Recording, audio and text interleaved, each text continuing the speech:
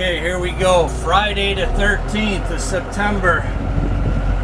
Me and Iron Mike. Gonna go start planting. Starting a long trek up to the mountain. And we're gonna get to work. Alright, we got Iron Mike set up for his chores. He's gonna go plant these two plots. They're actually kitty corner. That one back there with the big wisdom oak tree, and then this other one with a deer tower. So he's going to get to planting, and I'm going to go start tilling up on the mountain top, and we're going to roll. Right, Mike? Right, let's get her done. Okay, I'm on my way to the very farthest food plot, and the way I triage food plots is I do the highest important ones first, in case you break down on equipment or you run out of seed or something like that. So this one is far separated from the first two, so I'm going to do it next, and then I got 3 or 4 more afterwards.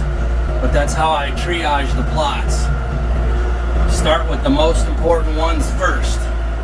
Kentucky Farm, food plot number 1, 4-in-1 mix, extra winter wheat, fertilized, triple 13. Dragged it, come back, we put brassicas, we put clover, and I can't even think, something else, some more small seed. But anyway, first Kentucky food plot done. I didn't take much video because we got to get this stuff done. So there it is.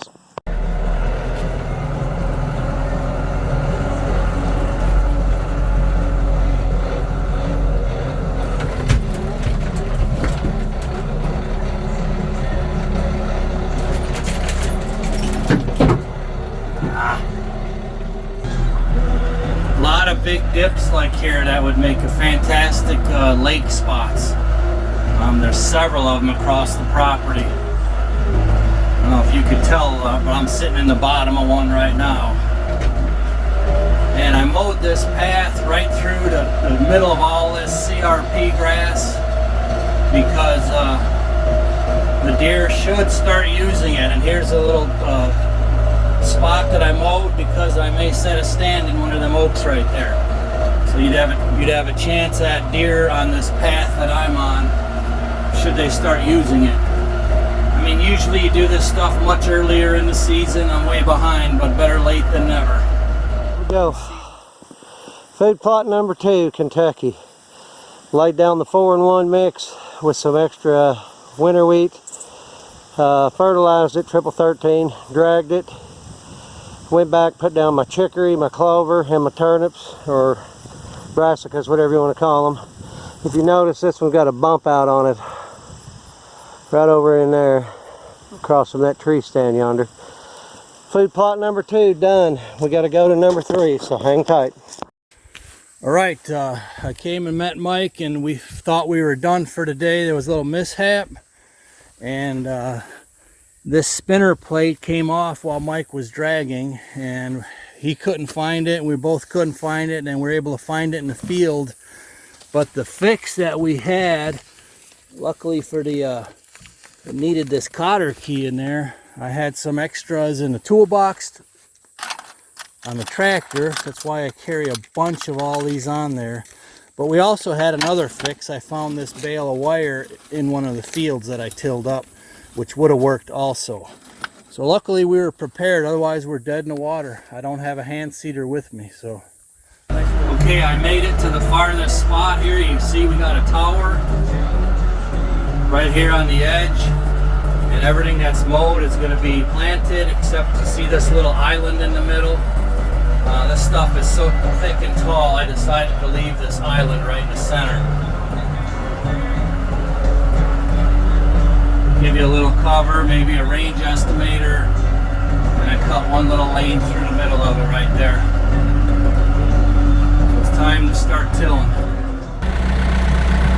Alright, this plot is done. It's beautiful.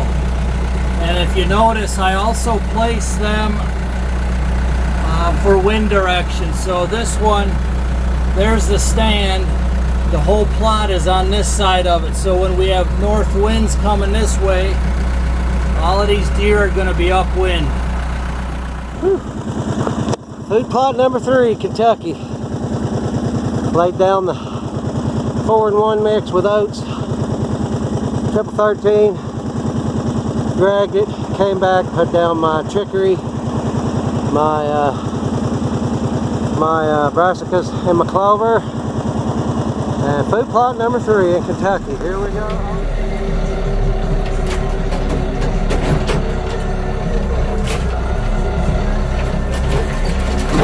Ah, the things I do for you, Iron Mike. I'm trying to catch him, so I'm taking this cut across trail to tell him he can skip one of the steps. So now I'm working a spot that's not really prepared. You can see I'm tilling a lot of this 4+ foot high grass, but the tiller will work. You just got to go over it twice. But I'm kind of following this field edge all the way around. This is going to be kind of a long, skinny one. But it's at the bottom end of this field for evening thermals, because I'm mostly an evening hunter, and most people that are with me are going to be in the evening. Looking good. Making a lot of progress. Oh, here we go. Look at this. This is 7 foot high stuff right here. Maybe even 8 foot.